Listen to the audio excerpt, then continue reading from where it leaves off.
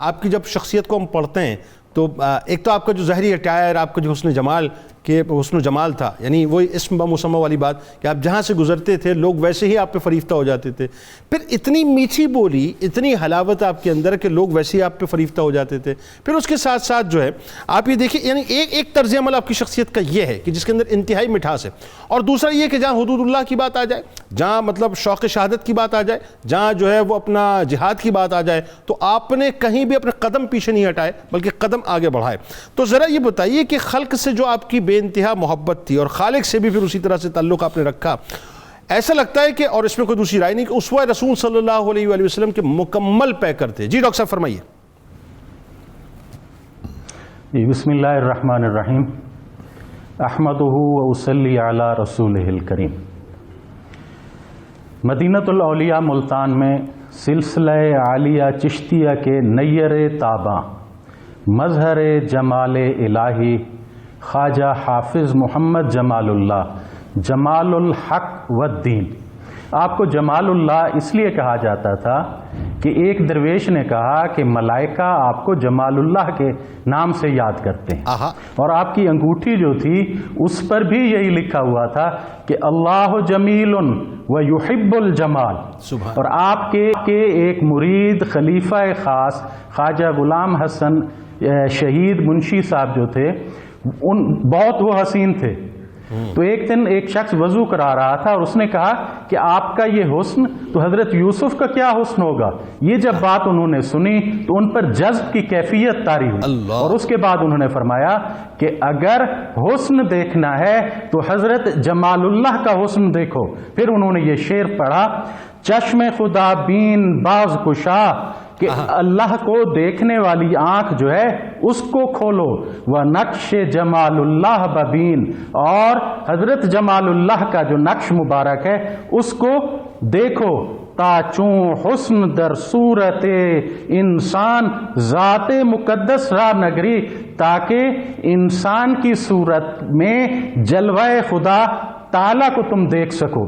اور جمال اللہ چون شد جلوہ فرما، حسن در عشق او شیدا برآمد. جب جمال اللہ کو میں نے دیکھا تو حسن کے دل میں عشق جو ہے وہ پیدا ہو گیا، اور آپ کا جو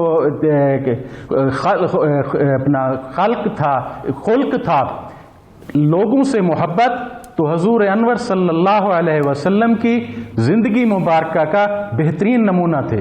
ایک دن لوگ آپس میں بحث کر رہے تھے کہ ولی کون ہوتا ہے. کوئی کہتا تھا جس کو جذب ہو، کوئی کہتا تھا جس کو جو صاحب کرامت ہو. تو آپ نے فرمایا جو حضور کی مکمل اطاعت و پیروی کرتا ہے وہ ولی ہوتا ہے. اور آپ کی جو محبت لوگوں سے تھی وہ اس کمال کی تھی کہ ایک شخص آپ سے بیعت ہوا، پھر اس کے بعد وہ آپ کے پاس آنا اس نے چھوڑ دیا اور بری صحبتوں میں پڑ گیا. ایک دن سرے راہ ملاقات ہوتی ہے، وہ آپ کو سلام نہیں کرتا اور گزر جاتا ہے. تو آپ اپنے ساتھیوں سے کہتے ہیں کہ تمہیں معلوم ہے یہ کون ہے؟ یہ ہم سے بیعت ہوا تھا فلاں دن، یہ ہم کو تو چھوڑ گیا لیکن ہم اس کو نہیں چھوڑیں گے. ہم نے اس کے ساتھ وعدہ کیا ہے کہ آخرت کے ہم ضامن ہیں، تو آخرت کو ہم اس کو جو ہے قیامت کے روز ہم اس کی شفاعت کریں گے. اور آپ کی جو محبت تھی وہ صرف مسلمانوں سے نہیں، جو غیر مسلم سے آپ کی محبت تھی. اس کا ایک مختصر واقعہ میں عرض کروں. بتائیے بہت ضروری ہے آج کے دور میں بتانا. جس کا نام جی آج کے دور میں بالکل صحیح فرمایا جنید بھائی کہ موہن لال ایک رئیس تھا. وہ روزانہ آپ کے درس میں آتا اور چکر لگاتا، اس کے بعد وہ 5 روپے نذرانہ لنگر کے لیے دے کر چلا جاتا تھا. ایک دن اس نے سوچا لنگر تو میرے پیسوں سے چل رہا ہے، تو دوسرے دن وہ نہ آیا، اور تیسرے دن آ کے اس نے پھر چکر لگایا اور 10 درہم دیے. تو آپ نے فرمایا کہ یہ چٹائی کے نیچے اس کو رکھ دو. اس نے جب چٹائی اٹھائی تو وہاں ہیرے جواہرات تھے. وہ شرمندہ ہوا، حضرت کے قدموں میں پڑ گیا اور معافی مانگی، اور وہ یہ ایک لفظ کہتا تھا کہ بھلوں کو بھلی لاج. تو ایک دفعہ جب وہ بیمار ہوا، سخت تکلیف ہوئی، تو حضرت اس کے گھر پہنچے اور وہاں جا کر دیکھا تو نزع کی حالت میں تھا. تو آپ نے اس کو کان میں کہا کہ اگر کلمہ پڑھ لو تو میں آخرت میں تمہارا ذمہ وار ہو جاؤں گا. اس نے کلمہ پڑھا, حضرت گھر واپس تشریف لے آئے. اس کو جب وہ فوت ہو گیا تو ان کے لوگوں کو تو نہیں معلوم تھا, انہوں نے آگ میں ڈالا لیکن آگ نے اس کو چھوا تک نہیں. تو وہ سمجھ گئے کہ یہ کسی مسلمان کے ساتھ بیٹھتا تھا, تو انہوں نے اس کو دریا میں ڈال دیا. حضرت اپنی خانقاہ سے نکلے اپنے ساتھیوں کے ساتھ, وہاں جا کے اس کو نکالا, غسل کیا اور اس کی نماز جنازہ پڑھی اور اس کی تدفین اپنے حجرہ مقدسہ کے مشرقی کونے میں اس کی تدفین کی, اور اس کا نام مولوی کلیم اللہ رکھ دیا آپ نے. کیا یعنی یہ ڈاکٹر صاحب یہاں ذرا سا قطع کلام کی معذرت, یہ جو واقعہ آپ بتا رہے ہیں یہ کتنا کمال واقعہ ہے کہ صوفیہ کو بنیادی طور پہ جو ہے صرف مسلمانوں سے پیار نہیں تھا, غیر مسلموں کو بھی اپنی دامن رحمت میں لیتے تھے, اور بنیادی طور پہ دنیا ہی کی فکر ان کی نہیں ہوتی تھی, آخرت کی فکر ہوا کرتی تھی ان کی.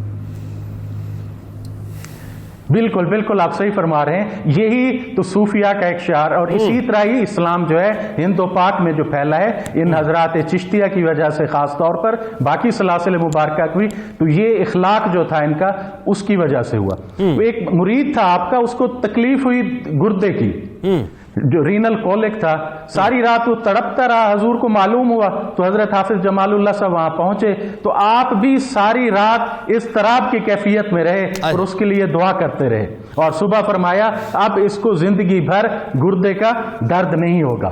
اور آپ نے جو انٹرو میں فرمایا شروع میں کہ آپ جو کھانے میں عیب نہیں نکالتے تھے, تو یہ حضور کے اسوہ حسنہ کا کامل نمونہ تھے کہ حضرت عبدالعزیز پرہاروی رحمۃ اللہ علیہ فرماتے ہیں کہ ایک دفعہ میں آپ کے ساتھ ایک دعوت میں شامل ہوا, تو وہاں پر جا کر دیکھا تو ایک گائے کا گوشت پکا ہوا تھا لیکن وہ کچا تھا, تو میرے چہرے پر کراہت کے آثار ہوئے.